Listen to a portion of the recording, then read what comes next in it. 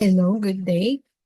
As in our class, we have already discussed the different type of sampling methods. So for today, for this video, we're going to discuss how to do stratified random sampling in Excel. So we have discussed the theory in class, what is the stratified random sampling. So this time we are going to discuss, or I'm going to show to you how to do stratified random sampling using Excel. So as a recap, we have two types of sampling methods. We have the probability sampling methods and non-probability sampling methods. For the probability sampling methods, we have the simple random sampling, the systematic sampling, the stratified, and the cluster sampling. For the non-probability, we have this type or sample, the sampling methods. And this time, we are going to discuss stratified random sampling. For the stratified random sampling, I'm going to show to you how to do it using the Excel and the proper way to identify sampling or samples using stratified random sampling. Okay, what is the objective for this topic? We need to understand what is stratified random sampling, and we need to know when to use sampling method and explore the steps in its implementation and discuss the advantage and disadvantage. Okay, what is stratified random sampling? A stratified random sampling is a method of where the population is divided into strata, subgroups that share similar characteristics, and a random sample is taken from each stratum. So when we say strata with similar characteristics, we are talking or we are referring why they are grouped. For example, degree program, they are grouped based on their degree program because they have similar characteristics. They are taking the same degree program. And we will take samples out from that certain strata. And it ensures representation of key subgroups in the population. So when to use stratified random sampling? We use when a population has a distinct subgroups. For example, you want to have the age groups, the gender or the income levels as the strata or the stratum.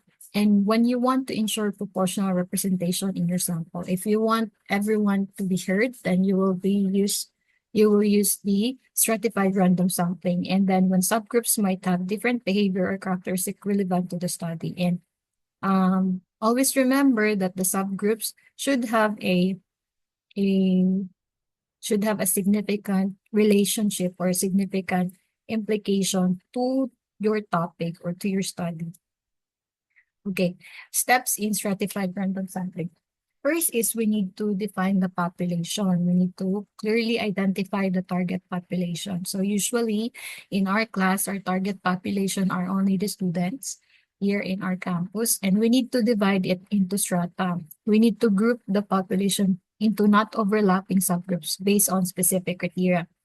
One example here is if we group them by year level, we have first year, second year, third year, and fourth year.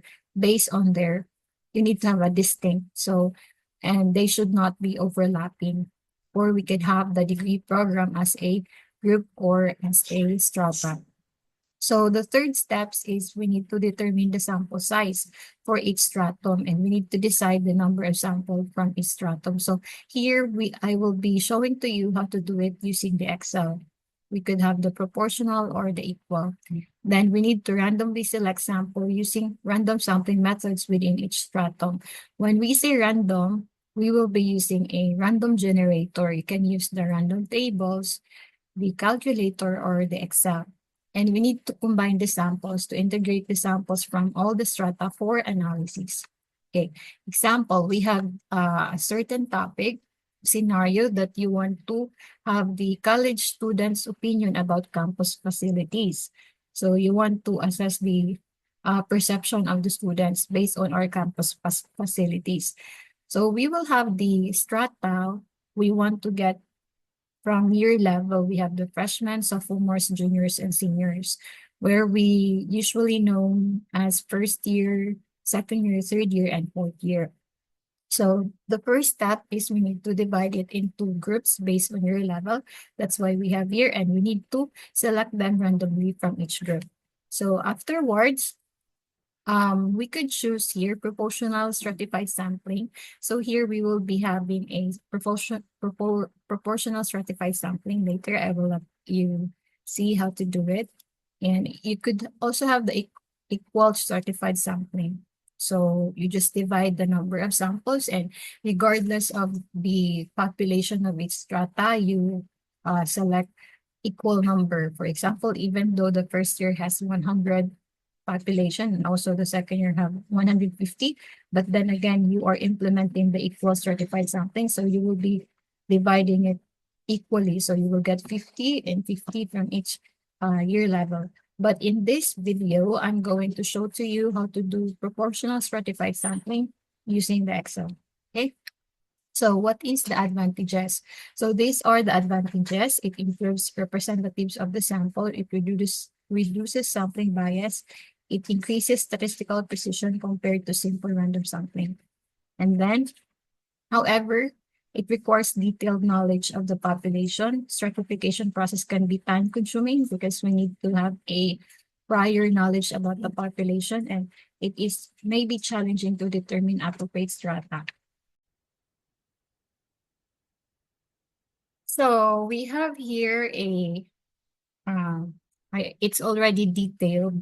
I already coded how to do it because I prepared this one whenever someone asked me to do stratified random sampling using certain data. So we have here the formula of the Sloven's formula. This is commonly used, and this is the easiest way to explain what formula my student or a certain people or a certain researcher should use to determine the sample size. I told them Sloven's formula, but I guess Sloven's formula is kind of outdated. So we have the Cochrane sample, and we also have the Sloven's formula and the power analysis.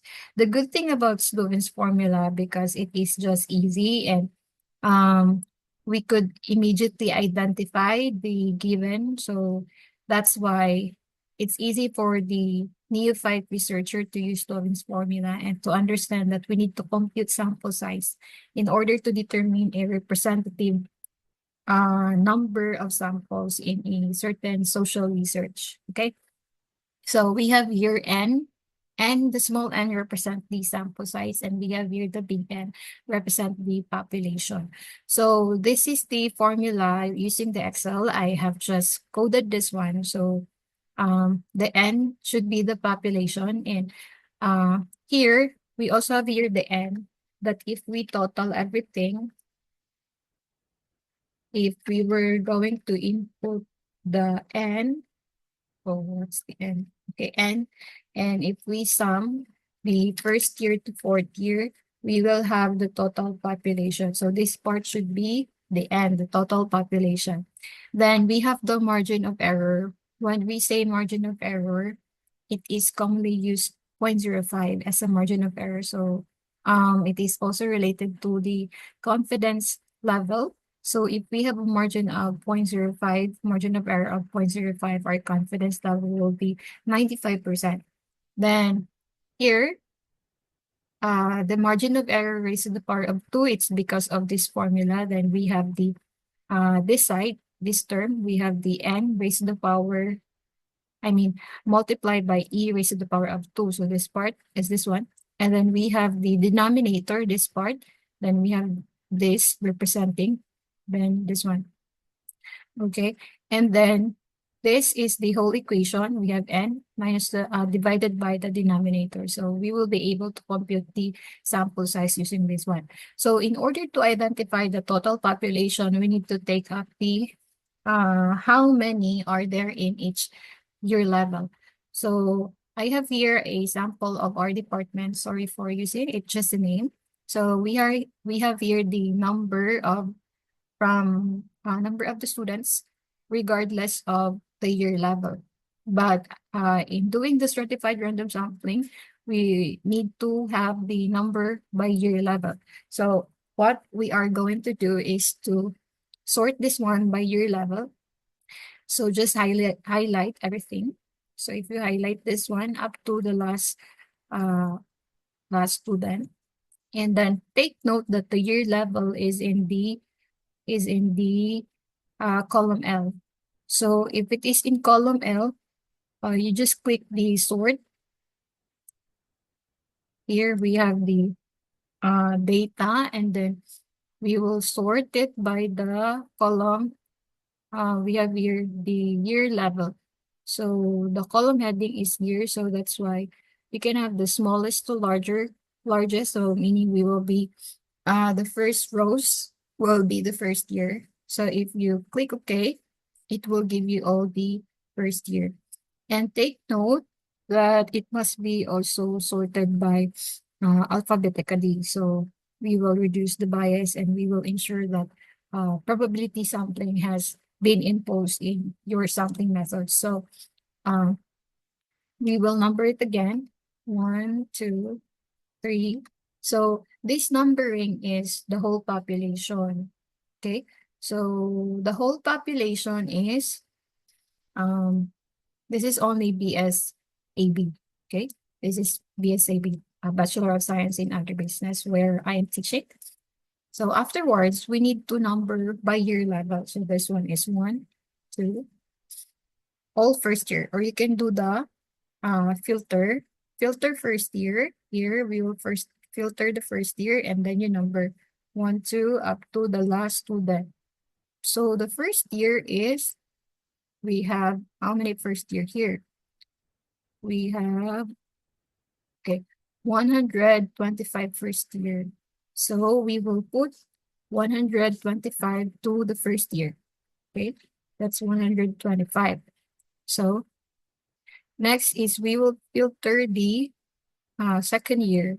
This one second year, and then you put 1, 2, okay, and then just drag this one, and this side, make sure it looks like a cross, and then you drag it, and then it will give you a number. Okay, give you a number here. So, oh, it's not working. Let's have 1, 2, 3. So 1, 2, 3, then we will be having here, drag it over here. Okay, it's not working. What should we do? Okay, we do it. 1, 2, 3, 4. Let's not filter it because sometimes it doesn't work. So we will just everything make it into 1. So 1, 2, 3.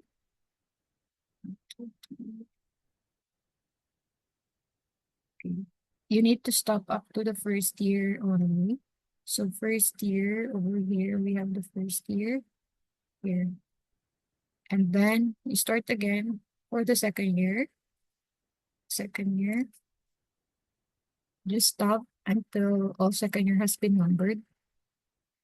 So here we have the first year, second year, 117. So you put 117 over here. And then we have the third year. Third year, we need to number the third year using this one. Yes. What? You asked Sir Jimar. I don't have any discussion about it. Okay, and then you will number it. I think he has a class. Number it the third year. Third year here. That's the numbering. Up to, so we have third year 75 students. So we put here 75. And then the fourth year should be also numbered. We have fourth year here. 1, 2, 3. So we will drag this down. So the fourth year is 45. As you see, first year are much, but as they reach in their last year of being a college student, the fewer the number.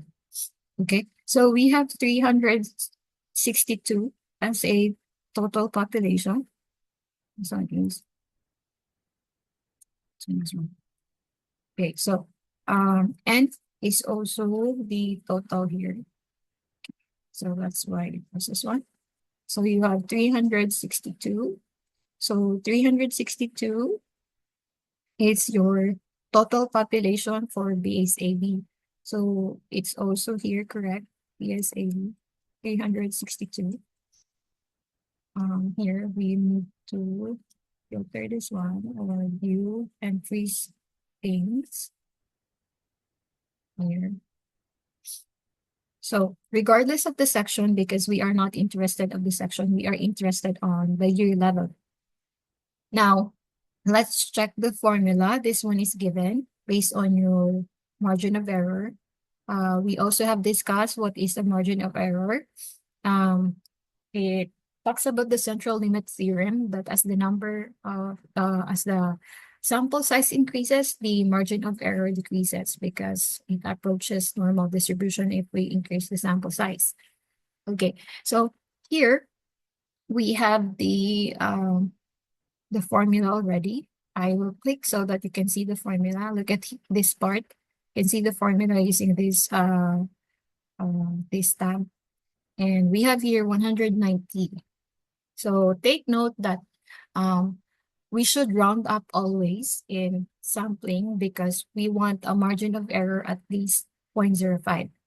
Because if you round down, the margin of error will increase. So it should round up. Even though the rule of rounding off here, it should be 190, but in statistics, in sampling, no, it is just in sampling that we need to round up. So this would become 191. So therefore, our sample size should be 191.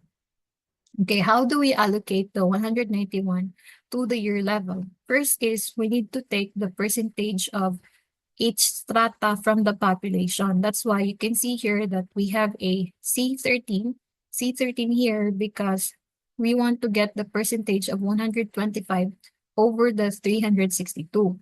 So that's why it has a dollar sign. If you can look at here, it has a dollar sign to indicate that this is stagnant. So we need this Excel for the rest of here. That's why if you can see, the code here or the formula is in dollar sign because we want to let the denominator stay in this cell. Okay, that's why it has a dollar sign. And here we have 17 over 362. Then we have 75 over 362 and also 45 over 362. And that is, if you sum this one, that is equal to 1. Okay, sum this one, that is equal to 1. That is the percentage of percentage from the population. Population. Okay, that is the percentage of the population. But here, we are the number of respondents from the 191 samples. So take note that we want to get the number of respondents per year level. So what we are going to do here is we just have the formula. So since we know already that the percentage of first year out from the population is 0.3453, we will multiply it to the number of samples. So here we have 191 times 0.343. So we also have the dollar sign for this cell because we want it to stay for the rest of the year level. So the same goes with the second year. We just need to multiply the number of samples times the percentage. Also with the third year, the number of samples times the percentage, and also for the fourth year. Now here, let me delete this one first. Okay, if you add this one, if you have the total for the number of samples, that is equal to 191. This one should be equal the number of samples, 191. However, when we survey, we cannot have 0.95 person because a person is a discrete data. So number of heads is a discrete data. So we will have an actual number of samples. Now, in actual number of samples, take note that it always round up.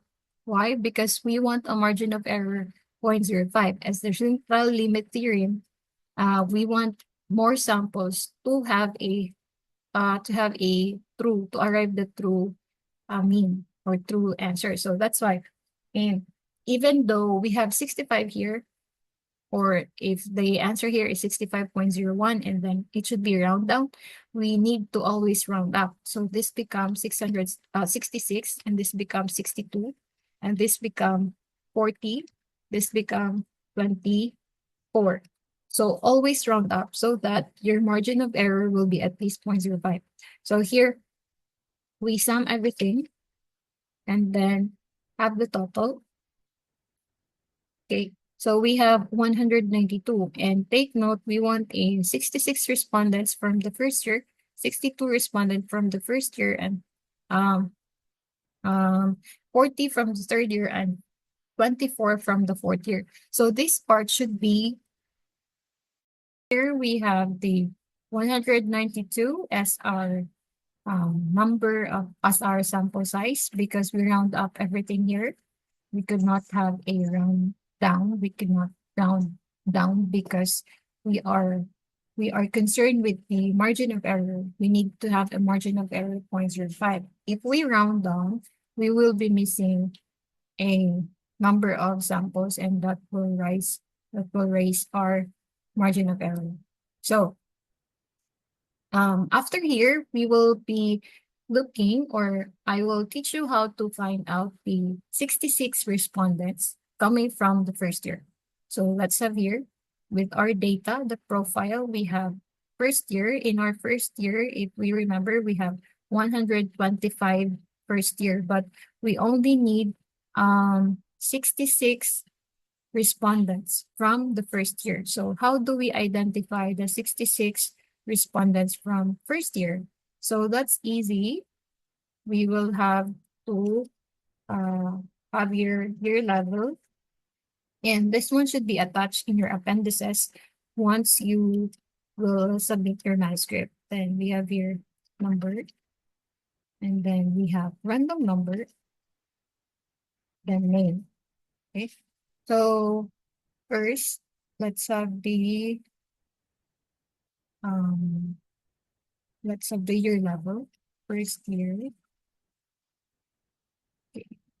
First year, and we need to have only 66 from the first year. So we drag this down. We will stop at number 66. 66. Now, it doesn't mean that we need 66. We will be just looking for number 1 to 66, because that would be not giving everyone an equal chance to be selected as a sample, and that would be a bias something. So we need to generate a random number. The good thing about Excel is we could also generate a random number using the Excel. All we need to do is to type this one. Just follow what I included in the Excel. We need to have the equal sign, and then we type run, random between. So you type this one, run between, you click, or you just open parentheses, and then the bottom is 1, and we have the top is 125. Take note, you don't put here 66. You put the population of the first year, which, if you remember, it's 125. Okay, so you put the bottom 1, and then the top is 125. And then you press the close parentheses, and then you press the enter. Okay, now you have generated that number 83 will be part of your samples, but if you drag it down, it will give you another number. So let's drag it here, over here. Then we have, okay, it generate a random number. Sometimes there is a repetition, so you just click and enter, or just drag this again so that you have a different number. If there is a different number, then similar number, just drag and change it. Just generate again. Okay. So just copy this one and then press. I mean, paste using this one, the values. because if you paste it using the formula, it will give you the formula of the random numbers. But you need to paste it using the 1, 2, 3, which means once pasted, it could never be changed. Okay, so here, it changes the number. Okay, this one changes, so we will delete this one, delete, and uh, shift cells left. So we have 64. So the number in the random numbers is not formulated anymore, because if it is formulated, whenever you touch any cell, it will change. But we don't want to keep it changing. So how do you identify? So number 118, you need to get 118. 118.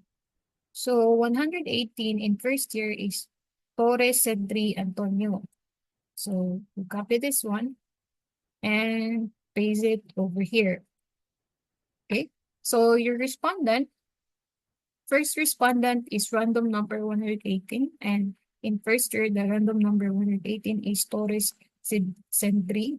So that would be your first respondent, and then follow until you reach here. Okay. Now, if you're done with this one, you can proceed to second year. Second year. And how many sample size? If we remember our sample selection, we need 62 from first year. So we will number this one, I mean from second year. We will number 1, 2, 62.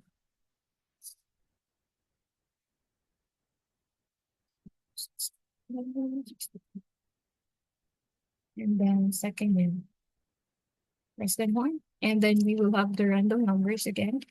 Equal sign random, rand between. We have the top, and then if you remember how many second year do we have, let's just check it. Second year we have 117, so your top will be 170. And then you run over here and drag it.